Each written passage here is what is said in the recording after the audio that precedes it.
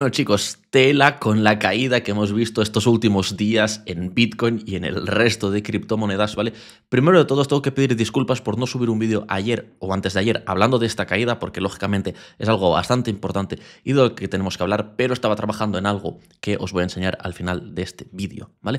Entonces, ahora que ya han pasado 2 días desde que inició esta caída, pues ya tenemos un poco más de información de cuáles son los motivos reales detrás de esta caída y qué es lo que podemos esperar, ¿vale? Lógicamente, yo sigo manteniendo mis posiciones a la alza y al final de este vídeo pues os voy a explicar por qué sigo manteniendo estas posiciones, ¿vale? Y pues hasta dónde espero yo que podamos seguir corrigiendo o durante cuánto tiempo, ¿vale?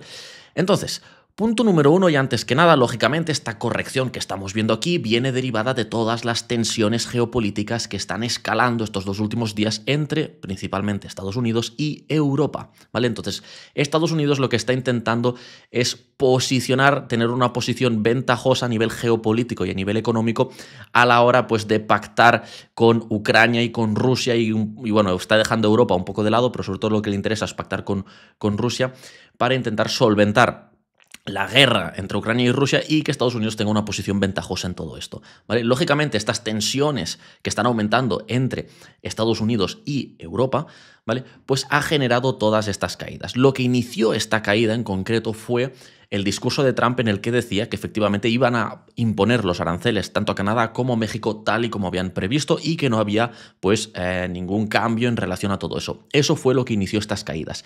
Y luego estas caídas pues se vieron continuadas o vimos cómo estas caídas continuaron por todo el tema que os acabo de comentar de estas tensiones geopolíticas. Es decir, ¿qué significa esto? Tenemos que entender que no hay ninguna razón fundamental dentro de lo que es Bitcoin para que tengamos esta corrección y lo más importante es que tampoco es una corrección debida a factores económicos o a que la situación económica en Estados Unidos o en Europa o en algún país importante pues esté yendo mal. Todo lo contrario, esta caída de aquí de momento viene generada únicamente por las tensiones geopolíticas que estamos viendo, ¿vale? Entonces, acordaros que en vídeos anteriores y estos los que hayáis prestado atención pues lo sabréis, planteábamos 3 hipótesis. Lógicamente, la ruptura de esta red ascendente al alza, ruptura y consolidación y el escenario más negativo es el que ha acabado saliendo a cabo, que es pues la caída. Y sobre esta posible caída, acordaros que mencionábamos 2 cosas en concreto. ¿Cuáles son las 2 cosas que mencionábamos sobre esta caída?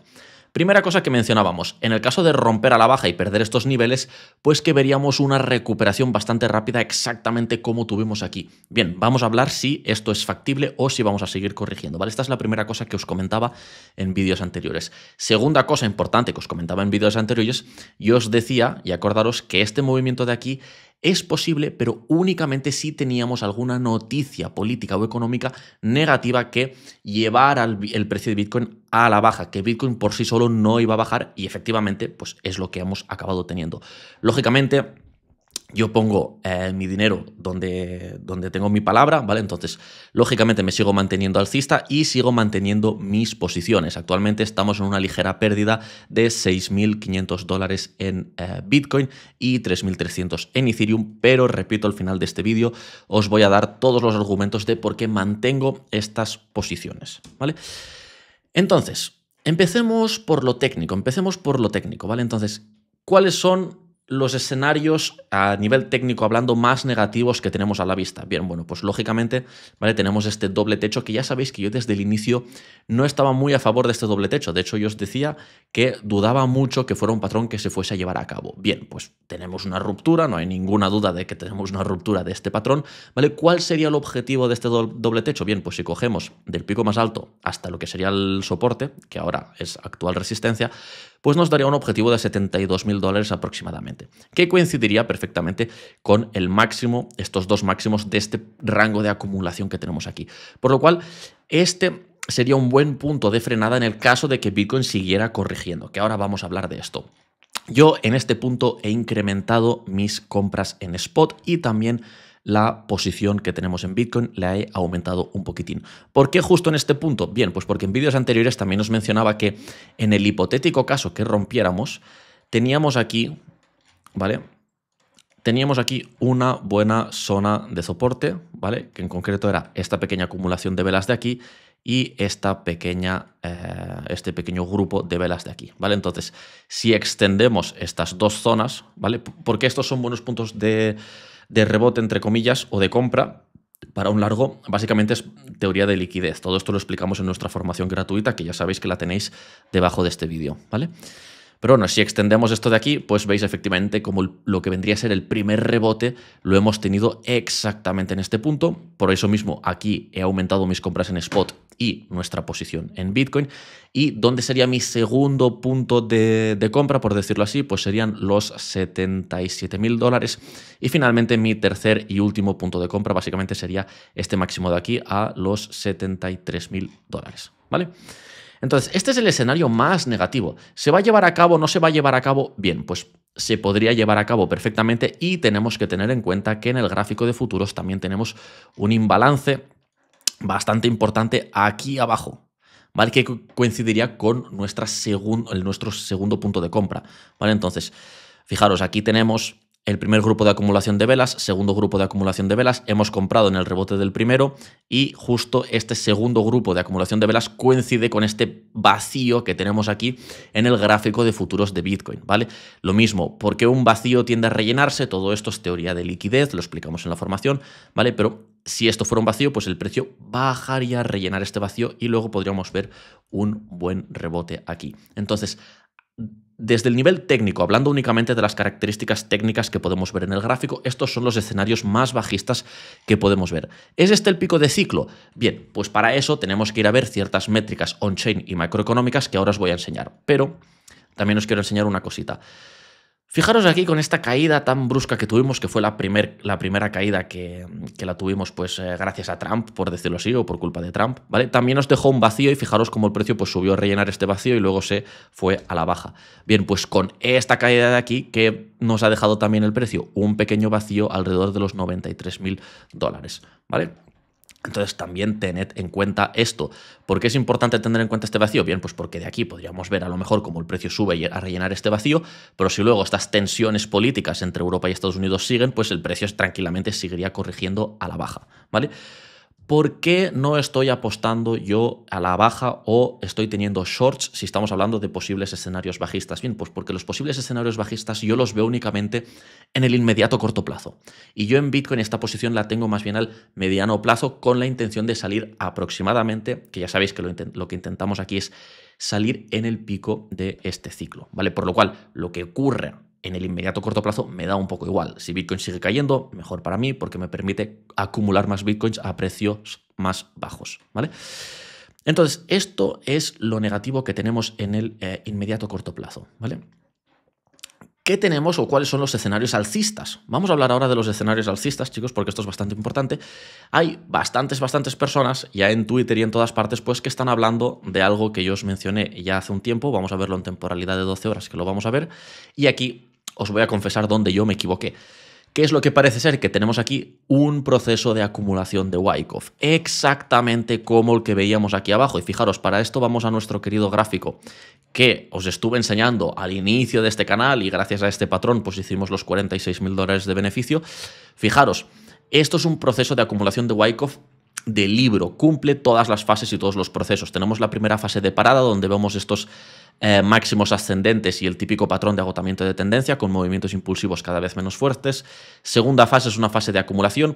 Tercera fase, acordaros, es la fase spring, la fase en la cual pues vemos un movimiento muy volátil a la baja con la intención de quitar todas estas manos débiles del mercado, ¿vale?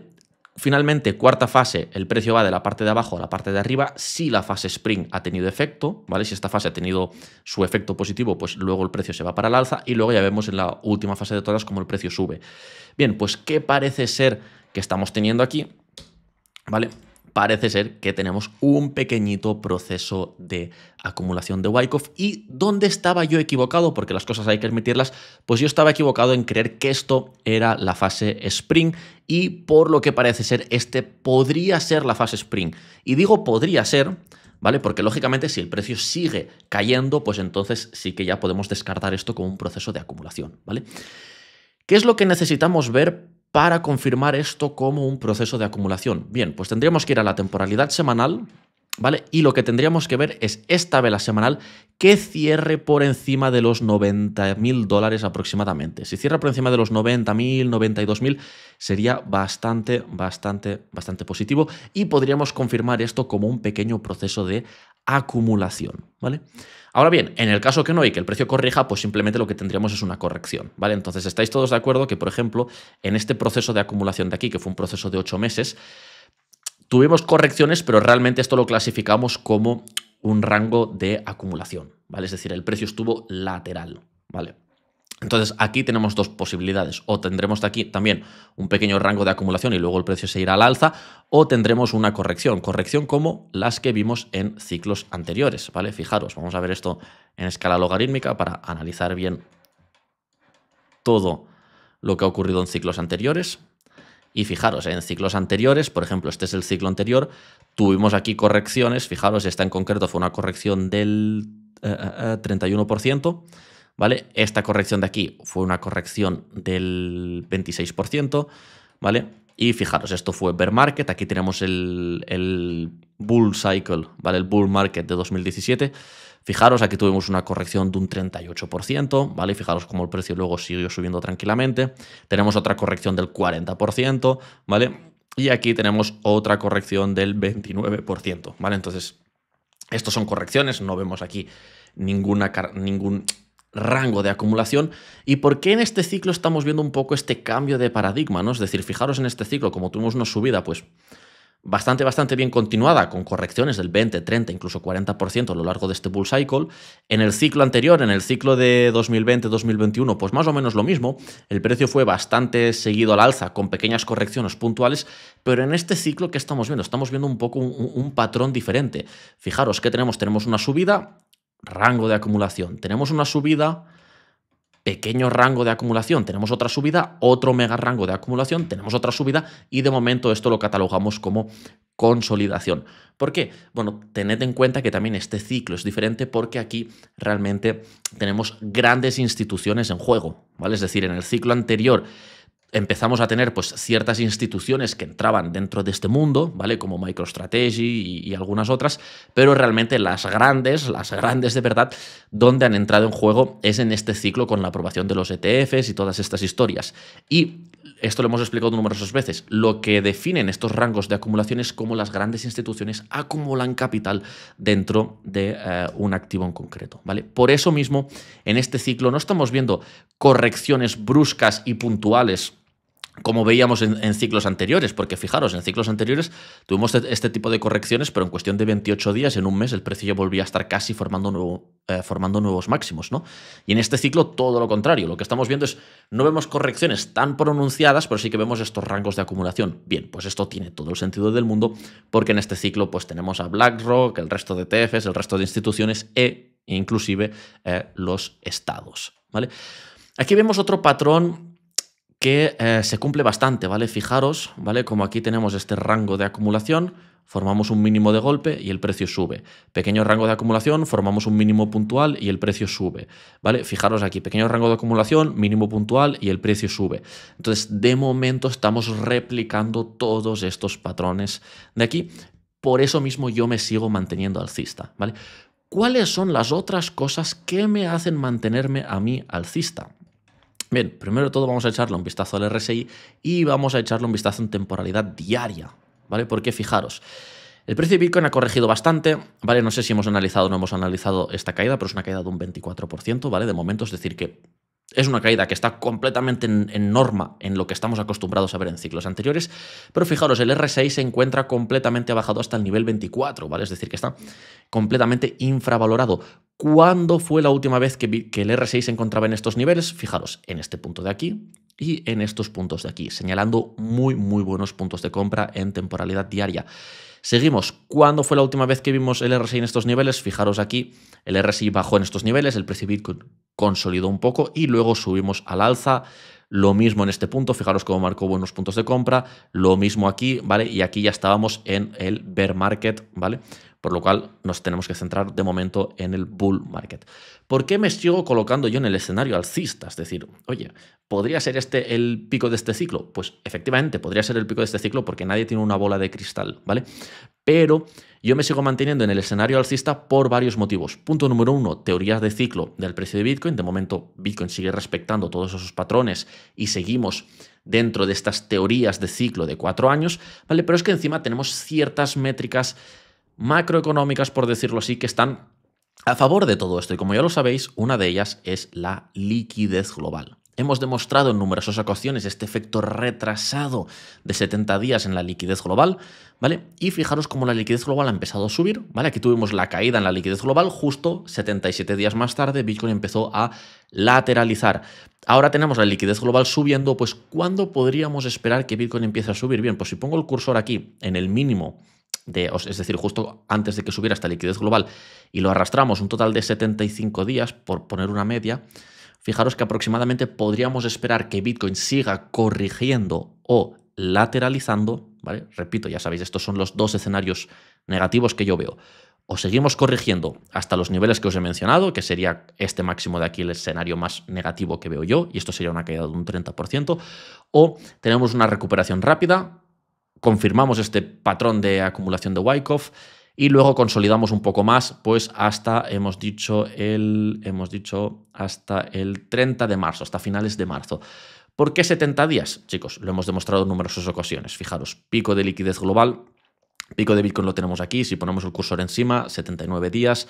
La liquidez global empezó a subir aquí, Bitcoin empezó a subir aquí, ¿vale? Lo mismo, ponemos, fijaros, 71 días.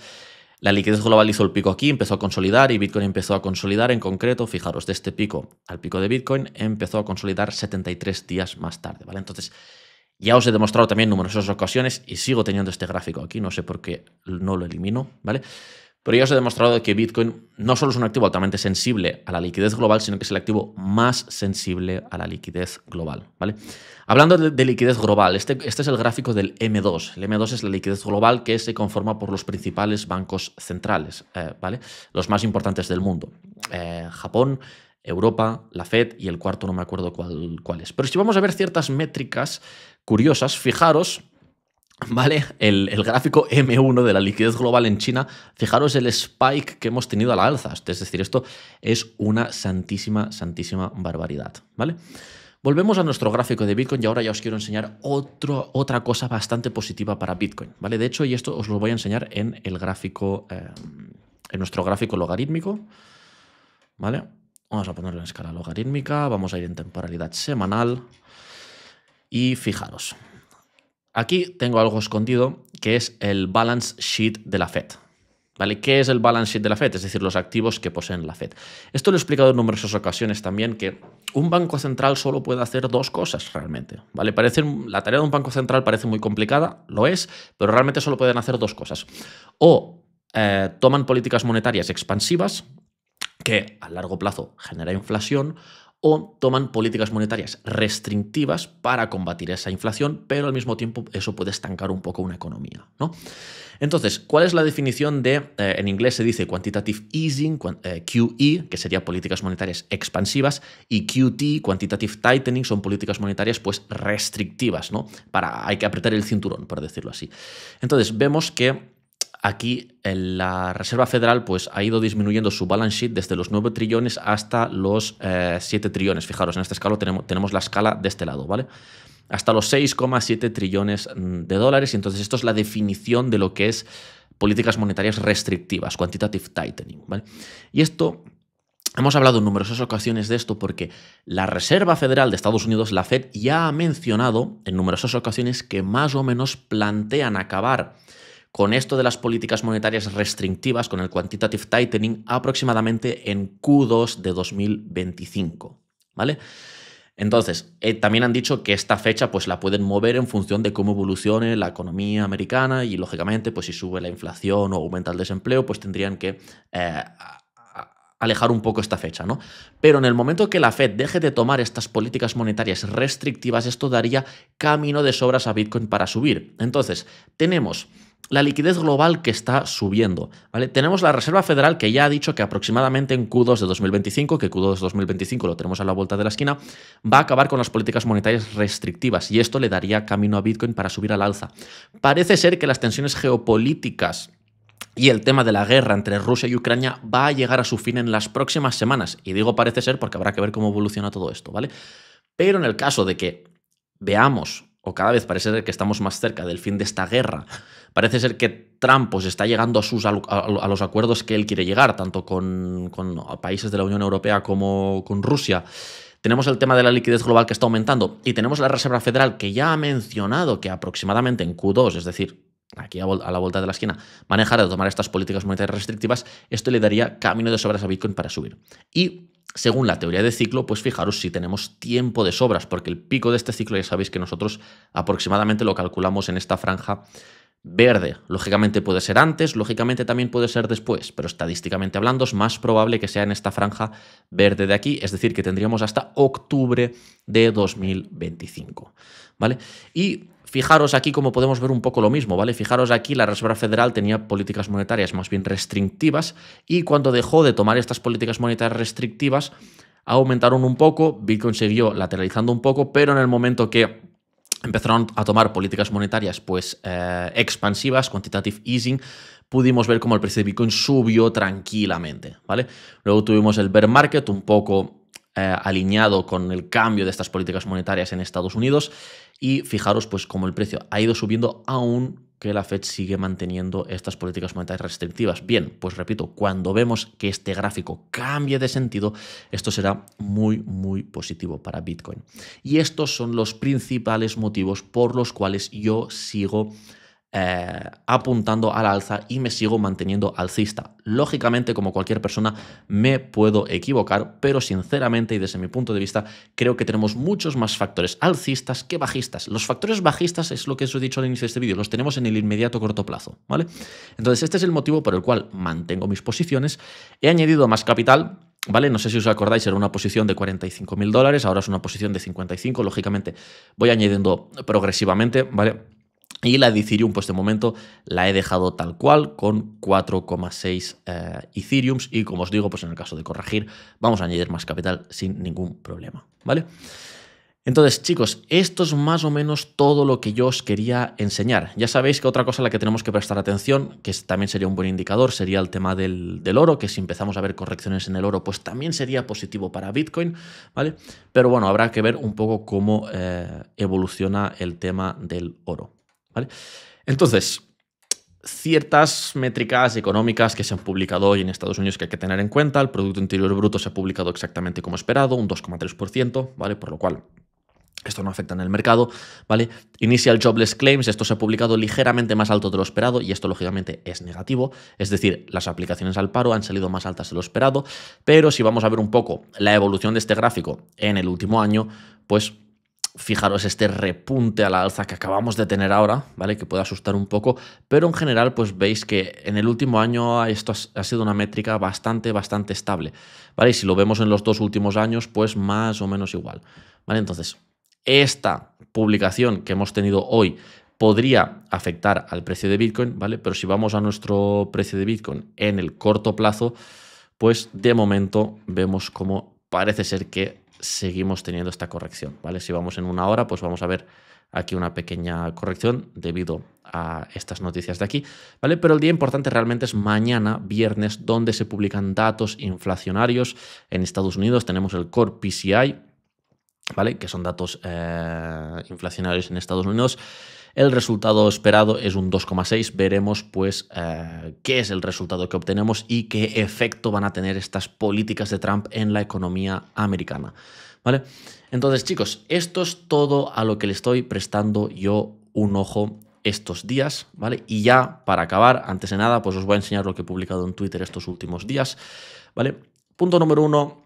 Sobreponemos el ciclo actual, que es el negro, con los dos anteriores ciclos y podéis ver que vamos bastante de la mano. ¿Y qué es lo que os dejaba aquí yo? Los dos ciclos anteriores sobrepuestos en el actual. Por cierto, las métricas on-chain nunca habían sido tan buenas. La Fed a punto de acabar con las políticas monetarias restrictivas, QT en los próximos meses. La liquidez global M2 a la alza, demanda institucional aumentando, demanda estatal aumentando y, importante que casi se me olvida, BlackRock está a punto de lanzar su ETF de Bitcoin en Europa. Lógicamente, hay muchas noticias positivas. Fear and Greed Index, el famoso Fear and Greed Index, pues se encuentra en el nivel 21 de extremo miedo. Ya sabéis la típica frase de Warren Buffett que decía: "Be greedy when others are fearful and be fearful when others are greedy". En otras palabras, comprad cuando todo el mundo se está haciendo caquita encima y vended cuando todo el mundo está eufórico, ¿vale? Y el indicador de Fear and Greed, pues básicamente lo tenemos en miedo extremo, ¿vale? Y esto lo podemos ver bastante bien en CoinMarketCap. Fijaros que ahora mismo lo tenemos en el nivel 20, ¿vale? Que es miedo extremo. Bueno, aquí pone fear, ¿vale? Pero es miedo extremo, ¿vale? Lo tenemos en el nivel 20 y fijaros, la última vez que este indicador se encontró en estos niveles, ¿vale? Fijaros, estábamos en el nivel 26 la última vez que el Fear and Greed se encontraba en el nivel 26 y el precio de Bitcoin estaba en los price of Bitcoin $53.900. O sea, que la última vez que este indicador se encontraba en estos niveles de miedo extremo, el precio de Bitcoin dio un salto de los $54.000 a los $106.000 en cuestión de un mes, mes y medio. Por lo cual, ¿podríamos ver máximos históricos de aquí a abril? Podríamos ver máximos históricos de aquí a abril. ¿Qué es lo que haría falta para que veamos máximos históricos de aquí a abril? Bien, que disminuyan las tensiones geopolíticas entre Estados Unidos y Europa, ¿vale? El fin de la guerra entre Rusia y Ucrania pues ayudaría bastante. Y ya sabéis, chicos, si tenemos una buena recuperación esta semana o en los próximos días, cerrando la vela semanal en los 91, $92.000, esto sería positivo para Bitcoin y nos podría confirmar esto como un proceso de acumulación. En el caso que no, pues ya sabéis cuáles son nuestros próximos puntos de compra. Entonces, chicos, esto es literalmente, os acabo de explicar todo lo que tenéis que tener en cuenta, tanto a nivel geopolítico, tanto a nivel económico, tanto a nivel técnico de gráficos y a nivel de teorías de ciclo de Bitcoin, de lo que tenemos que tener en cuenta en las próximas semanas y los próximos meses, ¿vale? Y repito, ¿vale? Tenemos aquí una pequeña corrección, es de lo más normal del mundo, pero esto no deja de ser una pequeña corrección en el inmediato corto plazo y como yo estoy apostando para el mediano plazo, pues este es el motivo por el cual yo no estoy apostando en corto, ¿vale? Y definitivamente, chicos, para quien se esté planteando abrir una posición en corto, este no es el punto de abrir una posición en corto, sobre todo después de tener una corrección de un 26%, cuando la corrección más grande que tuvimos el ciclo anterior era una corrección del 30%, ¿vale?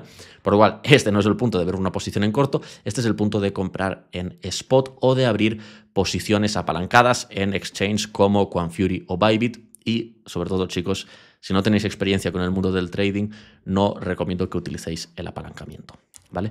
La razón por la cual no he estado subiendo vídeos estos días, ¿vale? Es porque hemos estado añadiendo contenido nuevo a nuestra formación completamente gratuita y en breves, en las próximas semanas, vamos a publicar un módulo sobre swing trading con Bitcoin, que es de lo que hablamos en este canal, ¿vale? Esta formación está diseñada y va principalmente enfocada al mundo del day trading en Forex, ¿vale? Que esto lo he explicado en numerosas ocasiones, pero en breves vamos a añadir aquí un nuevo módulo, el módulo 9, que será un módulo de swing trading con acciones y Bitcoin. Y repito, toda esta formación es completamente gratuita y la tenéis debajo de este vídeo. Un saludo y hasta la próxima.